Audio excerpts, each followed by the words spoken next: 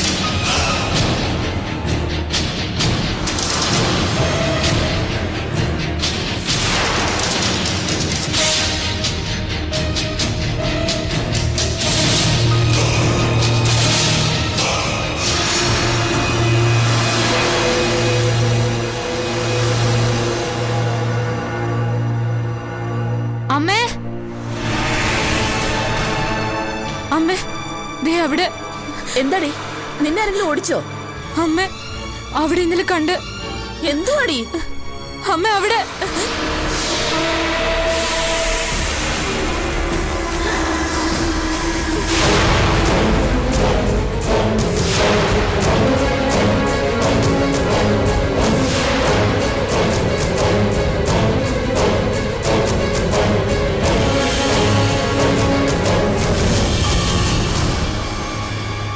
പേടിക്കണ്ട. ഇത് പകൽ പ്രേത. ചോര വേണ്ട, ആവശ്യത്തിന് സ്റ്റോക്ക് ഉണ്ട്.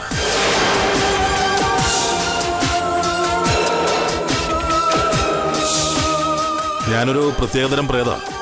പട്ടാപ്പകലും നട്ടുച്ചയ്ക്കുമൊക്കെ എനിക്ക് ഈ ഭൂമി മലയാളത്തിലൂടെ ഇറങ്ങി നടക്കാൻ പറ്റും. പകല് വലിയ ഉപദ്രവമൊന്നും ഉണ്ടാവില്ല. പക്ഷെ രാത്രിയാവുമ്പോൾ ബ്ലഡ് ആവശ്യം വന്നാ പിന്നെ ഗ്രൂപ്പ് ഏതാണെന്ന് പോലും ഞാൻ നോക്കില്ല.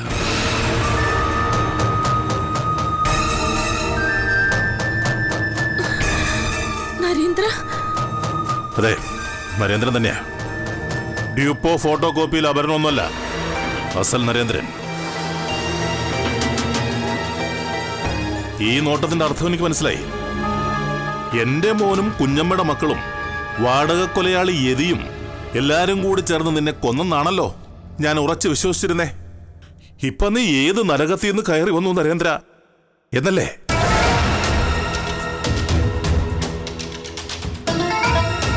ചാവത്തില്ല സുധേ. നിങ്ങളുടെ കഷ്ടകാലം എന്നല്ലെന്ന് പറയാനാ.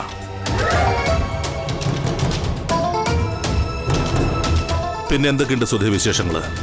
സുഖല്ലേ? എന്റെ വീട് ഒരുപാട് ഇഷ്ടമായില്ലേ? കുറെ ദിവസങ്ങളായിട്ട് ഇവിടെ തന്നെ താമസിക്കുന്നു എന്ന് കേട്ടു. അതിഥികളായ ഇങ്ങനെ വേണം, ആരോടും ചോദിക്കാതെ ഒന്ന് ബലമായിട്ട് കയറി പിടിച്ചടക്കി. ഈ ഒടയോനെന്ത് വേണം? പുറത്തേക്ക് പോണോ? ഇതെന്താ ഒന്നും മിണ്ടാത്തെ? അല്ല, ഇനിയും പലരെയും കാണാനുണ്ടല്ലോ. സുധയുടെ ഹരിക്കുട്ടിന് ഇപ്പൊ ജയിലിലല്ലേ? ആ, അവന് ഏറ്റവും പറ്റിയ താവളം അത് തന്നെയാ. അവിടെ നിന്നാരും അവനെ അടിച്ചിറക്കി വിടാതെ ഞാൻ നോക്കിക്കോളാം.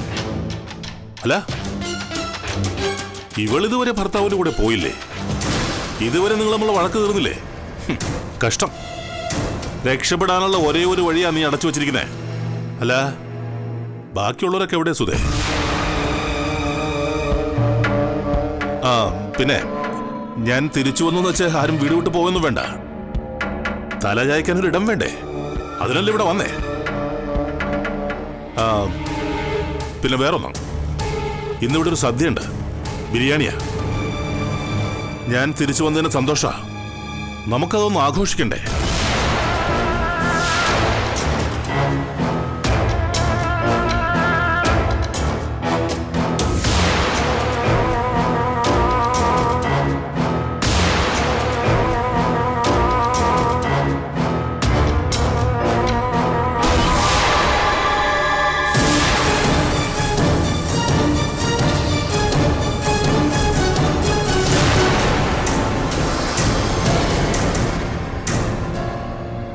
അമ്മേ, അപ്പൊ ഇന്നലെ രാത്രിയിൽ ഇവിടെ വന്നത് പ്രേതവും പിശാചും ഒന്നും അല്ലായിരുന്നു അല്ലേ? നമ്മളൊക്കെ വെറുതെ പേടിച്ചു അല്ലേ? വെറുതെ അല്ല. നരേന്ദ്രന്റെ പ്രേതത്തെക്കാൾ പേടിക്കേണ്ടത് ജീവനോടെ തിരിച്ചു വന്ന നരേന്ദ്രനെ.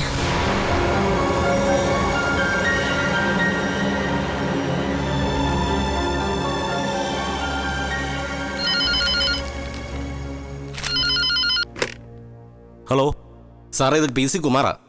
ആ, എന്താണ് വിളിച്ചത്? സാറേ, ഒരു ഭയങ്കര സംഭവം. എടോ, ഭയങ്കര സംഭവം തീർക്കാൻ വേണ്ടിയിട്ടാ പോലീസ്. താൻ കാര്യം എന്താണെന്ന് വെച്ചാൽ പറ. സാറേ, ചത്തുപോയ നരേന്ദ്രൻ തമ്പി തിരിച്ചെത്തിയിരിക്കുന്നു. താൻ ഏത് ബാറിന്നാണോ വിളിക്കുന്നത്? സാറേ, സത്യമാ പറയുന്നേ. നരേന്ദ്രൻ തമ്പി ഇപ്പൊ ജീവനോടുണ്ട് സാറേ. അയാളെ ഞാൻ കണ്ടു.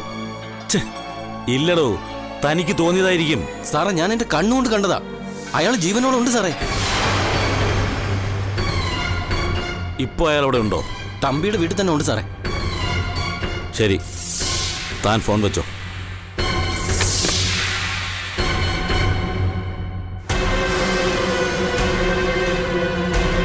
ഏയ്, ഒരു സാധ്യതയുമില്ല. ചത്തുവീർത്ത് പോസ്റ്റ്മോർട്ടം നടത്തിയ ആളെ എന്തോ ഒരു തട്ടിപ്പുണ്ട്. ഇന്ന് April 1 മറ്റോ ആണോ? അല്ലല്ലോ.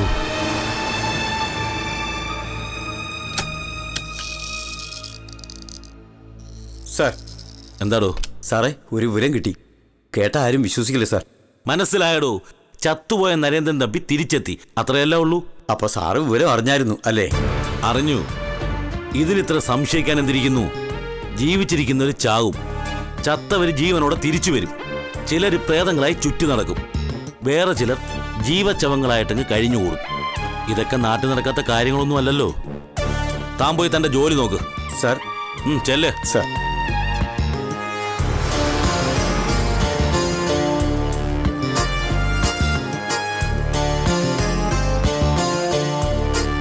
അപ്പൊ പിന്നെ കബനേന്ന് കിട്ടിയ ശവം ആരുടേതായിരുന്നു?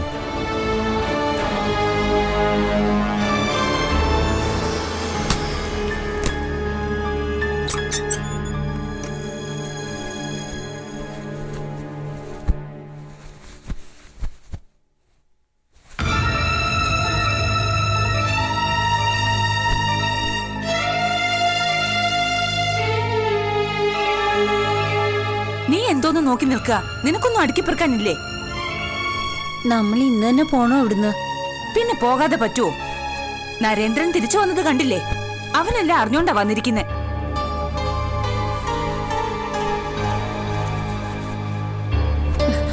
അമ്മേ, നമ്മളോട് പോകാനൊന്നും പറഞ്ഞില്ലല്ലോ. പറയുന്നതിന് മുൻപേ സ്ഥലം വിടുന്നതാ നല്ലത്. അവ ആട്ടിപ്പായ്ക്കാൻ വേണ്ടി കാത്തു നിൽക്കണോ?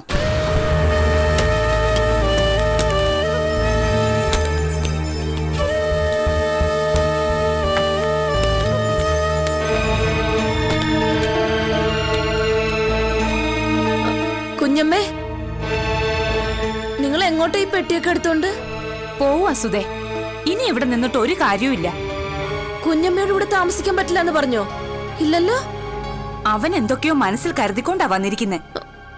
കുഞ്ഞമ്മ പോയപ്പോ ഞങ്ങൾ എങ്ങനെ ഇവിടെ താമസിക്കും? നിങ്ങളും ഞങ്ങളും തമ്മിലുള്ള ഇടപാടിലല്ലേ ഞങ്ങൾ ഇവിടെ താമസിക്കുന്നേ. നിങ്ങൾ ഇവിടുന്ന് പോകുന്നതാ നല്ലത്. നോക്കി നിൽക്കാതെ വേണ്ടതൊക്കെ അടുക്കി വെക്കടി. അയ്യോ, നീയും പോവാണോടി? പിന്നല്ലാതെ, വെള്ളം പോകുന്ന വഴിയെ മീനും. എനിക്കിപ്പോഴും അയാളെ കാണുമ്പോ സംശയമാണ്, പ്രേതമാണോ അതോ മനുഷ്യനാണോന്ന്. പേടിക്കണ്ട, മനുഷ്യൻ തന്നെയാ.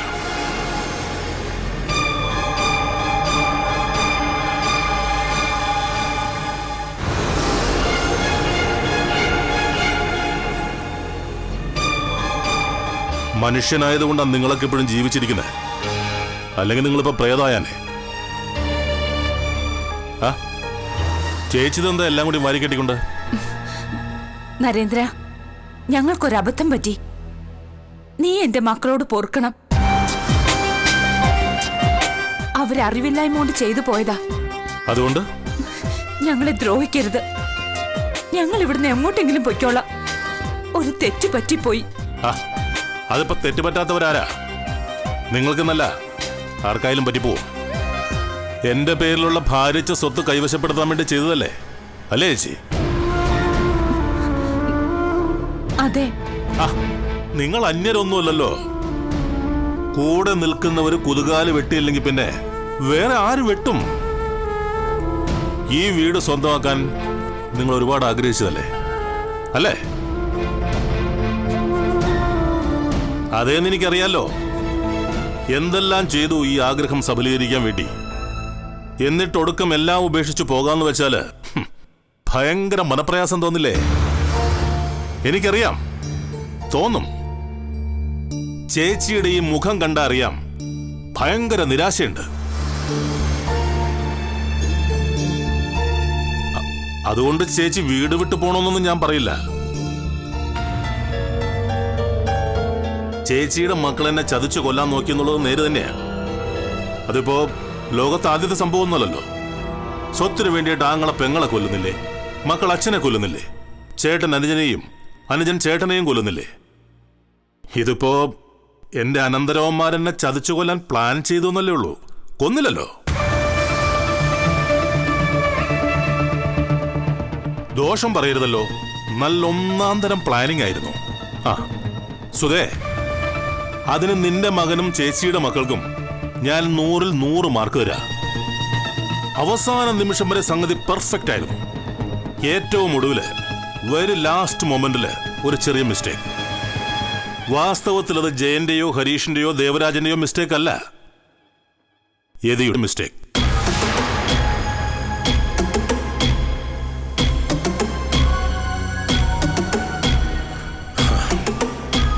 അവരെന്റെ കയ്യും കാലും എല്ലാം തല്ലിയൊടിച്ചു. പക്ഷേ തല ബാക്കി വെച്ചു. ഞാൻ കുറച്ച് വെള്ളം കുടിച്ചും മരിച്ചോട്ടെന്ന് കരുതിയാവും. അതിനിടയ്ക്ക് 4ാമതൊരു കക്ഷി വന്ന് വീണു. നിങ്ങളുടെ നിർഭാഗ്യം എന്നല്ലാതെ എന്താ പറയാ. ഈ ഭൂമിയിൽ യതിയുടെ ആയുസ് തീർന്ന സമയത്താണ് ആ കക്ഷി വന്നത്, സദാനന്ദ ഷെട്ടി.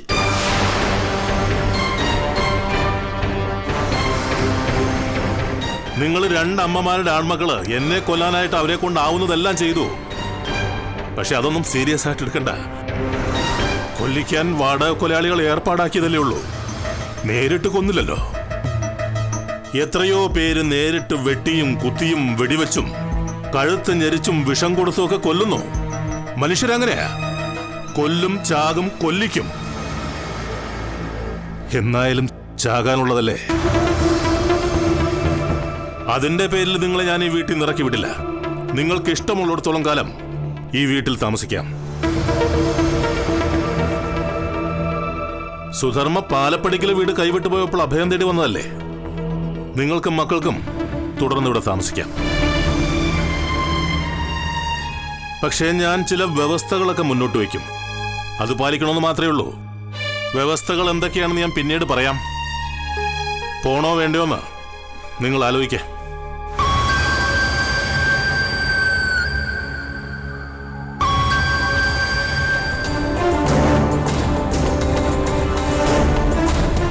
സുധർമ്മയുടെ മോനൊരു കൊച്ചു കഴിവേറിയാൻ ട്ടോ.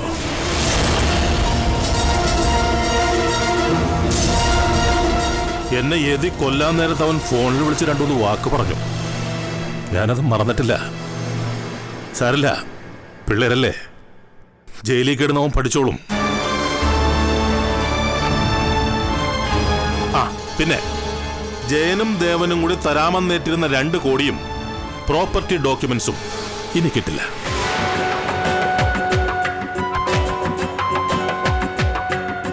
കാരണം അവര് തമ്മിലുള്ള കരാർ അനുസരിച്ച് ഹരീഷിന്റെ ജോലി ഇനിയും ബാക്കിയാ. എന്നെ കൊല്ലുക. കൊന്നിരുന്നെങ്കിൽ ജയനും ദേവനും കൂടി അത് തന്നേനെ. പക്ഷേ ഞാൻ ചത്തിട്ടില്ലാത്തതുകൊണ്ട് ഇനി അത് അവരോട് ചോദിക്കുന്നത് മോശമല്ലേ? അപ്പോ അവര് തമ്മിലുള്ള കരാർ അസാധുവായി. ഇനി നമ്മൾ തമ്മിലുള്ള കരാർ 1,45,00,000 രൂപയും അതിന്റെ പലിശയും തന്നാല് ഞാൻ പ്രോപ്പർട്ടി തിരിച്ചു തരാം.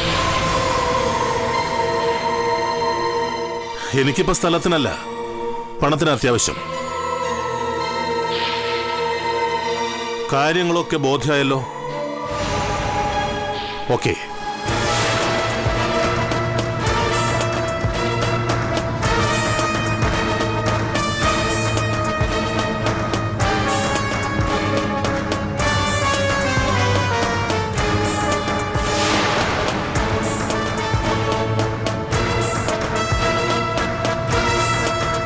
എങ്ങനെ കുഞ്ഞമ്മേ, പോണോ? എന്താ ചെയ്യണ്ടേ? പോണ്ടമ്മേ, ഇവിടെ താമസിച്ചോളാനല്ലേ പറഞ്ഞത്. പക്ഷേ അതിലെന്തോ ഒരു കൊനിഷ്ടുണ്ട്. എനിക്കും തോന്നി. കോനിഷ്ടുണ്ടെന്ന് കണ്ട അന്നേരം പോയാ പോരെ? നമുക്ക് 2 ദിവസം കൂടി നോക്കാം. പറ്റില്ലെങ്കിൽ പോകാലോ. അപ്പോഴേക്കും ജേട്ടനും ദേവനും ജയിലിൽ നിന്ന് ഇറങ്ങും.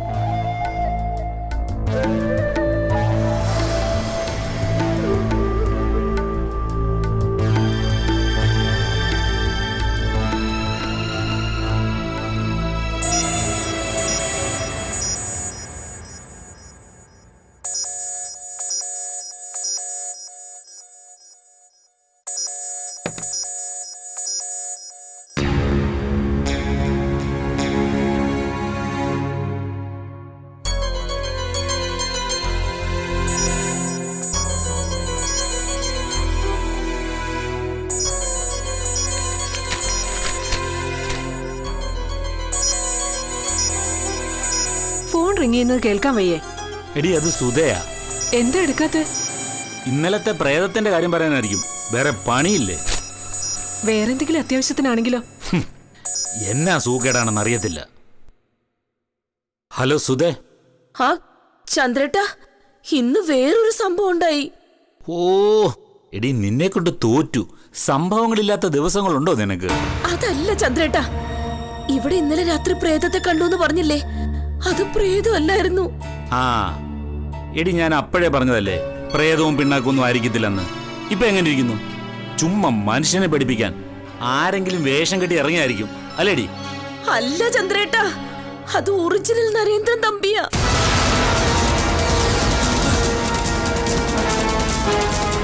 ആരാ? നരേന്ദ്രൻ തമ്പിയോ? സത്യോ ചന്ദ്രേട്ടാ? എടി, എന്താ നീ പറയുന്നേ? ചത്തുപോയ നരേന്ദ്രൻ തിരിച്ചു വന്നെന്നോ? അതേ ചന്ദ്രേട്ടാ, ദേ ഇപ്പൊ ഇവിടെ ഉണ്ടായിരുന്നു. ഞങ്ങളോടൊക്കെ സംസാരിച്ചു. ചുമ്മാ പുളു പറയല്ലേ സുധേ? അല്ല ചന്ദ്രേട്ടാ, ഇതിനേക്കാൾ ഭേദം നരേന്ദ്രന്റെ പ്രേതം ഉണ്ടെന്ന് പറയുന്നായിരുന്നല്ലോ. എന്റെ ചന്ദ്രേട്ട, അയാള് തിരിച്ചു വന്നു. ഇനി എന്തൊക്കെയാണാവോ സംഭവിക്കാൻ പോകുന്നത്? ഓർത്തിട്ട് തല പെരുക്കുന്നു.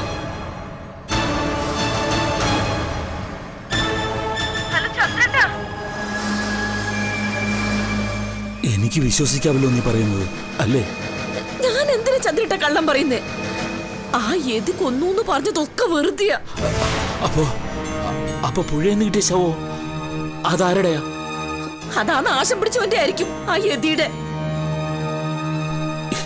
എല്ലാം ആകെ കുഴഞ്ഞല്ലോടി. അയാള് വല്ലതും സംസാരിച്ചോ? എല്ലാം അറിഞ്ഞിട്ടുള്ള വരവാ ചന്ദ്രേട്ട. അയാൾ എല്ലാരോടും പ്രതികാരം ചെയ്യാൻ പോവാത്രേ. എന്ത് ചെയ്യും ചന്ദ്രേട്ട?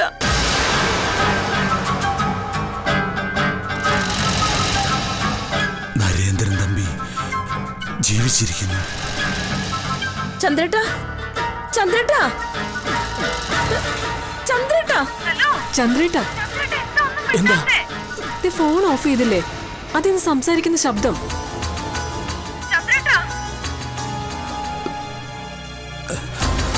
ഹലോ ചന്ദ്രേട്ടൻ ഇത് എവിടെ പോയതാ? ഞാൻ പിന്നെ വിളിക്കാം അവിടെ. എന്റെ സമ്മതം തെറ്റി നിൽക്കുക. നീ വെക്ക്.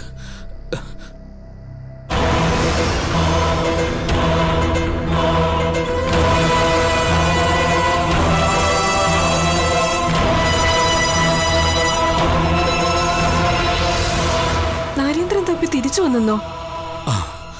അങ്ങനെ ഇപ്പൊ സുധ പറഞ്ഞത്. ജീവനോടെയോ? അല്ല, ശവമായിട്ട്. മരിച്ചയാൾ എങ്ങനെ തിരിച്ചു വരൂ ചന്ദ്രേട്ടാ? ആർക്കറിയാം? നമുക്ക് പ്രശ്നമാവോ? ആവും. നരേന്ദ്രൻ തിരിച്ചു വന്നെങ്കിൽ അയാൾ തിരിച്ചടിക്കും. ദ്രോഹിച്ചവരോടെല്ലാം പ്രതികാരം ചെയ്യും.